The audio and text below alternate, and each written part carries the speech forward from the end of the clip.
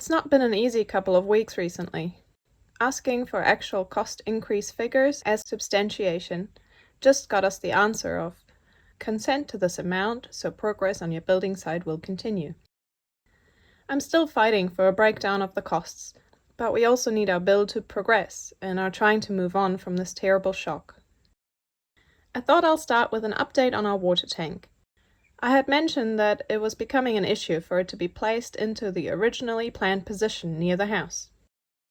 When you fill 31,000 liters into a water tank on a slope, it could start to sink and slide, so it requires retaining, which the building company hadn't planned for.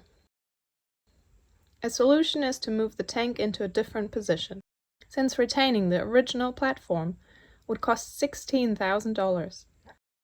We have agreed to move it further down to a flatter part of the section, where the additional plumbing will still cost us $2,000.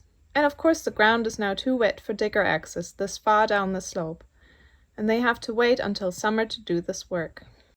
The tank was moved out of the building site and piling continued, which is now complete.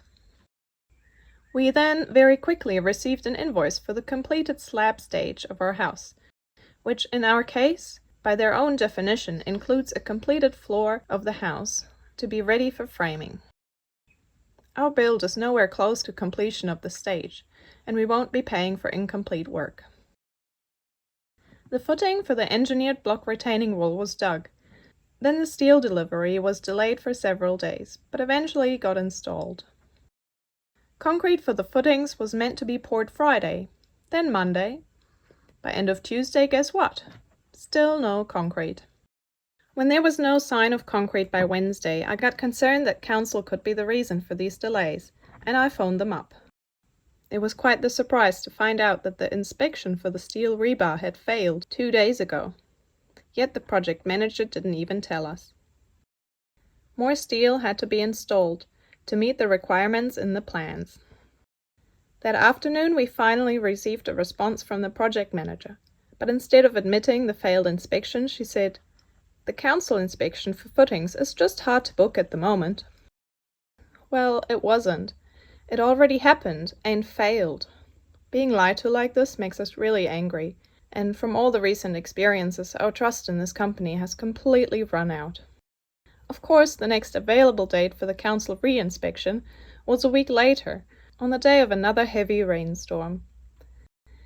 To our absolute shock, they actually attempted to pour the concrete that day and it became a huge mess. They had to stop the pour halfway and leave the job to be washed out and weakened. This is the footing for a vital retaining block wall that will hold 105 cubic meters of fill material and concrete surface for cars to drive onto, so the strength of this is immensely important. The project manager said, "It will be fine. They will just pour more concrete on top the following day." People say building a home is the most stressful thing you can do in life. We expected it would be challenging, but it's the weekly fight of dishonesty and mismanagement that's stressing us out the most.